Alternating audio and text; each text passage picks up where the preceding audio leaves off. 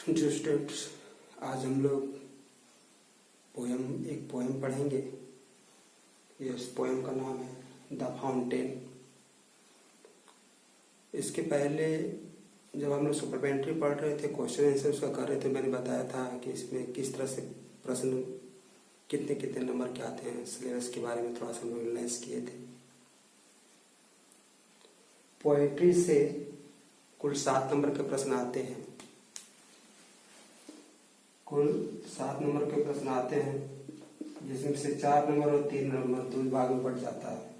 4 number में एक question answer होता है, किसी पोएम का 4 लाइन दिया रहता है, उसी से संबंधित 2 प्रश्न होते हैं 2-2 नंबर का। और 3 नंबर का जो है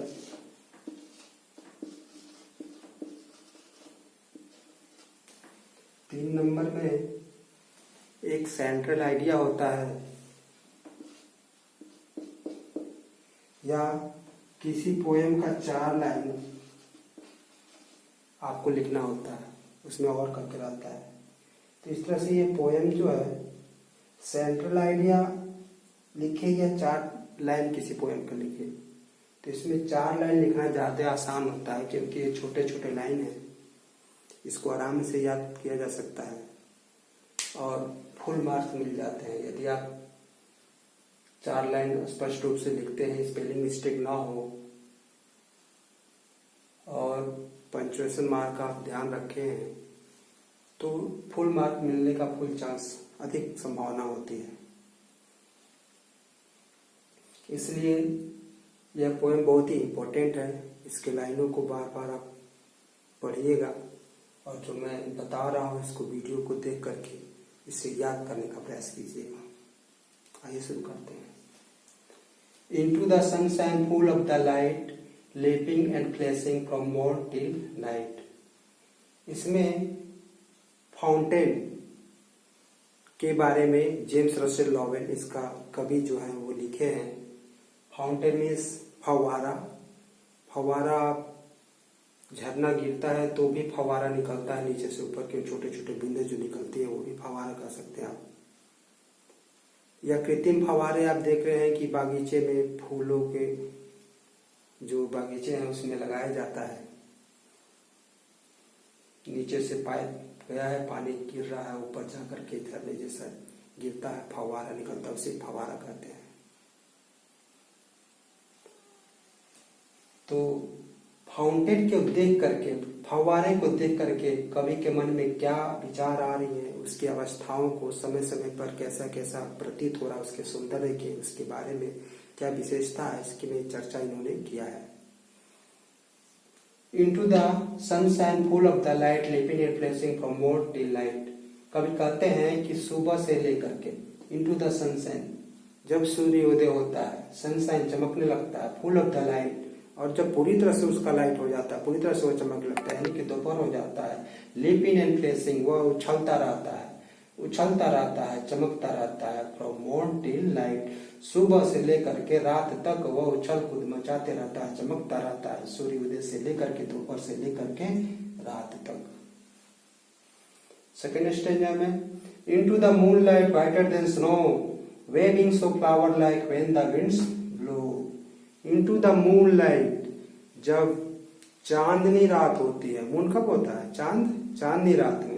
इनटू द मूनलाइट, जब चांदनी रात होती है, व्हाइटर देन स्नो, वह स्नो मीन्स बर्फ से भी ज्यादा सफेद हो जाता है, बर्फ से भी ज्यादा चमक उसमें आ जाती है। वेविंग सो फ्लावर लाइक, और वह हिलता है, डोलता है, सो फ्लावर लाइक, फूलों की तरह वह मंडराता है। व्हेन द विंड्स ब्लो, जब हवा बहती है तो फूलों की तरह वेव करता है, डोलता है, हिलता है।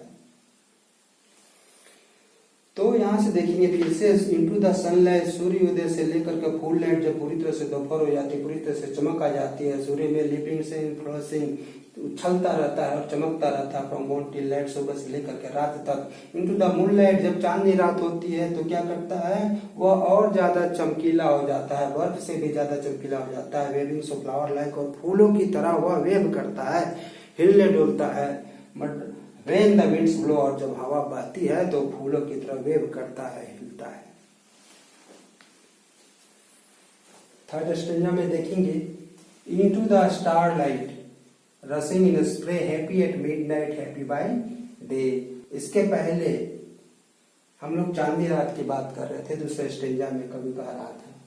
इसमें है थर्ड स्टेंजा में, into the star light. Star light तारे कब होते हैं? अंधेरी रातों में। सिर्फ स्टार का लाइट है, चांदनी रात नहीं है, उसमें चांद नहीं है वहां पे। इनटू द स्टार लाइट, जब अंधेरी रात है, रसिंग इन स्प्रे, वह तेजी से बिखर रहा है, और तेजी से बिखरने लगता है, और तेजी से फवारा अपने जो फवारे को भीगने लगता है। Happy at midnight happy by day, और वह मिडनाइट को, आधी रात को भी वह उतना ही खुश है हैप्पी बाय डे जितना कि वह दिन में प्रसन्न था।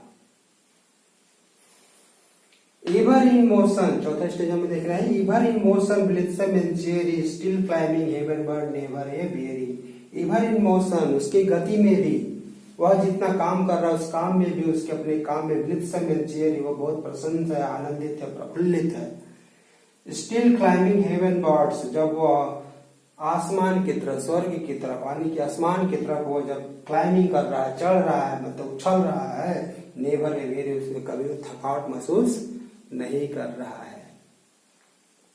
देखिए इसमें फाउंटेन में एक लास्ट जब स्टेंजा हम लोग पढ़ेंगे तो कभी उस फाउंटेन के सारे गुणों को अपने में समाहित करना चाहता है, तो इसको जिंदगी से भी आप कंपैरिजन करके चल सकते हैं कि वह फाउंटेन को देख करके क्या कहना चाह रहा है। कभी फिर से हम लोग इसको थोड़ा सा दोहरा लेंगे। इनटू द सनशाइन, सूर्योदय से लेकर के फुल लाइट दोपहर तक, लिविंग एंड फ्लैशिंग, उछल कूद करता है, चमकता रहता है, फ्रॉम मॉर्न टिल नाइट, सुबह से लेकर के रात तक। इनटू द मून लाइट, जब चांदी रात होती है, वाइटर देन स्नो, बर्फ से भी ज्यादा वह चमकने लगता है, वेविंग सो फ्लावर लाइक, और फूलों की तरह वह हिलता है, लहराता है, व्हेन द विंड्स ब्लो, और जब हवा बहती है। कवि वास्तव में अपने जीवन में तुलना करके कहता है कि सुबह से लेकर के शाम तक, सिर्फ दिन में नहीं बल्कि रात में भी हमें भी फूलों की तरह प्रफुल्लित रहना चाहिए, खुश रहना चाहिए। Into the starlight रसिंग in spray, और जब अंधेरी रात हो, यानी कि दुख में और का दिन हो, रसिंग इन स्प्रे, और तेजी से हमें मेहनत करना चाहिए। हैप्पी एट मिडनाइट, और इस तरह से प्रसन्न होना चाहिए हैप्पी बाय डे, जिस तरह से हम प्रसन्न दिन में थे, जिस तरह से झरना प्रसन्न था दिन में और रात में भी उतना ही प्रसन्न है, उसी तरह से हमें दुख जैसे सुख में हम प्रसन्नचित रहते हैं, जिस तरह से हम अपने काम को करते हैं उस तरह से दुख के दिनों में भी हमें अपना काम करते रहना चाहिए। Even in motions blithesome and cheery, उसकी गति में भी उस ब्लिट्सम वो प्रसन्नचित है, आनंदित है, प्रफुल्लित है। स्टिल क्लाइंबिंग हेवनवर्ड, आसमान की तरफ चढ़ाई में भी जब उसको ज्यादा मेहनत करना पड़ा उस समय भी नेवर ए वेरी, कभी थकता नहीं है।